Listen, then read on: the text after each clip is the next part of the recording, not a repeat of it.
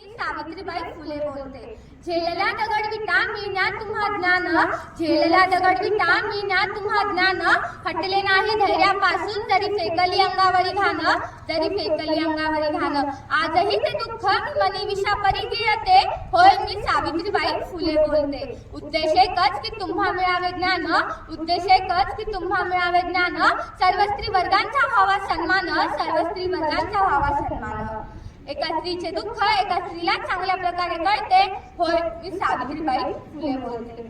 परी आता स्त्रीची वैष्णव निघाली, परी आता स्त्रीची वैष्णव निघाली, गर्भातच तिने तिची हत्या चालवली, गर्भातच तिने तिची हत्या चालवली. आजही अशी कृती बघून मी दुःखी होऊन अश्रू ढाळते, होय मी सावित्रीबाई फुले बोलते. स्त्रीचा आहे अखिल विश्वाची शान, स्त्रीचा आहे अखिल विश्वाची शान, सर्वांनीच राखावा तिचा मान सन्मान, सर्वांनीच राखावा तिचा मान सन्मान. तिच्याच पायी संसारी सदैव सुख वैभव खेळते, होय मी सावित्रीबाई फुले बोलते, होय मी सावित्रीबाई फुले बोलते.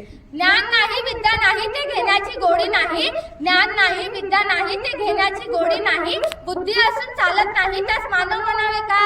ओळखलत का मी आहे सावित्री वेलांटी आकाशवात सारं काही मी लिहायला शिकले, बघता बघता मी कविताही रचू लागले. अशातच 1 जानेवारी 1848 ला पुण्यातील भिडेवाड्यात आम्ही मुलींची पहिली शाळा काढली व मी पहिली महिला शिक्षिका झाले. शेळीसारखे जगलात तर काम तमाम होईल, शेळीसारखे जगलात तर काम तमाम होईल, पण वाघासारखे जगलात ना तर नाव नक्कीच होईल, पण जर वाघासारखे जगलात ना तर नाव नक्कीच होईल. स्त्रिया शिक्षण घेण्यासाठी घराबाहेर पडू लागल्या म्हणून धर्म बुडाला अशी कोल्हेकुई सुरू झाली.